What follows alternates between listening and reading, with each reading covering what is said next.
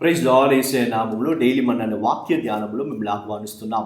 ఈ రోజు కూడా దేవుడి వాక్య భాగాన్ని మనం ధ్యానించుకోబోతున్నాం. దానికి ముందు ఒకవేళ మీరు ఎవరైనా ఇంకా సబ్స్క్రైబ్ చేయలేదంటే దయచేసి సబ్స్క్రైబ్ చేయండి.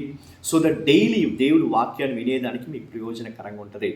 మీ రిలేటివ్స్, మీ ఫ్రెండ్స్, మీ కొలీగ్స్ వాళ్ళకి మీరు దేవుడి మాటని షేర్ చేయండి. ఖచ్చితంగా దేవుడు మిమ్మల్ని ఆశీర్వదిస్తారు.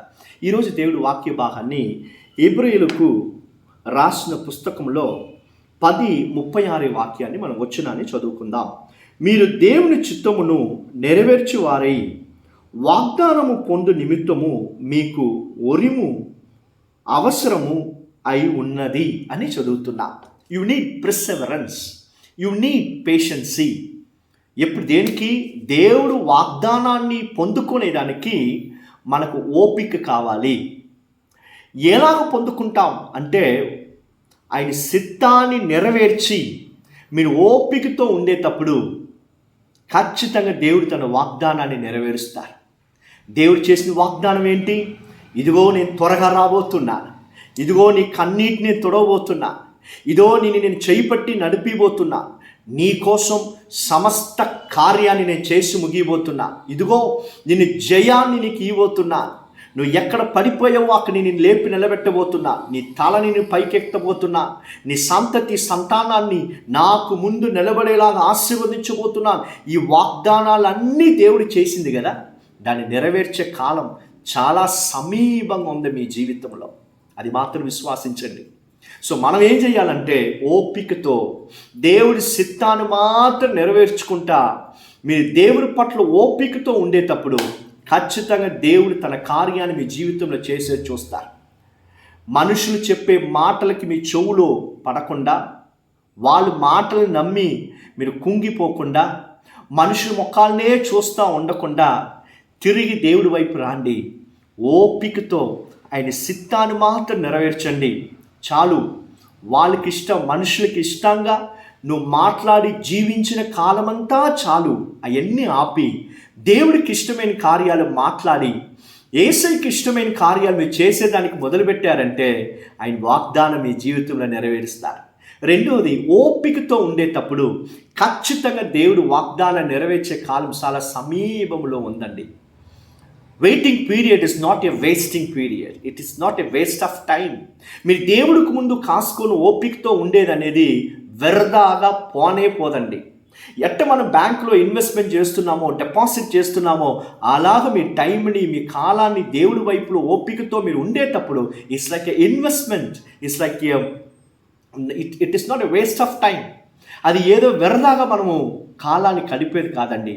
ఖచ్చితంగా దేవుడు తన వాగ్దానాన్ని నెరవేరుస్తారు. చాలా సమీపంలో ఉండేటప్పుడు మీరు నెగటివ్గా మాట్లాడి అవన్నీ పోగొట్టుకోబాకండి. Just be still, God is doing something supernatural. మీరు కూర్చొని దేవుడు చేసే గొప్ప కార్యాలు చూడబోతున్నారు. హల్లెలూయా. అయితే మనం ఏం చేయాలంటే మనకిష్టమైంది కాదు, ఇతరులకు ఇష్టమైన కార్యాలన్నీ చేసేది కాదు, దేవుడికి ఇష్టమైన కార్యాలు చేసి ఓపికతో మీరు ఉండేటప్పుడు దేవుడు చేసే గొప్ప కార్యం మీరు కళ్ళు చూస్తాయి. అబ్రహాము, దేవుడు అతనికి 75 వయసు ఉండేటప్పుడు ఈసాకుని ఇస్తానని చెప్పాడు. అయితే 100 వయసులో ఇచ్చాడంట.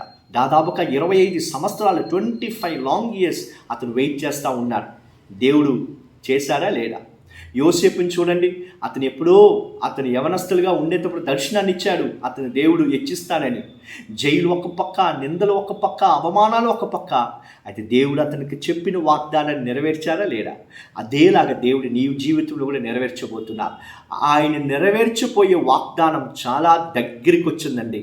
దేవుడు మనకు వాగ్దానం చేస్తున్నారు. ఏమని? ఇదిగో నేను త్వరగా రాబోతున్నా, నీ కన్నీటి తొరవబోతున్నా, నీ చేయబట్టి నడిపిబోతున్నా, నువ్వు ఎక్కడ కింద పడావో నేను పైకి తీసి నిలబెట్టబోతున్నాను. ఇవన్నీ దేవుడు చేసిన వాగ్దానాలు కదా, ఇవన్నీ నెరవేరబోతున్నాయి.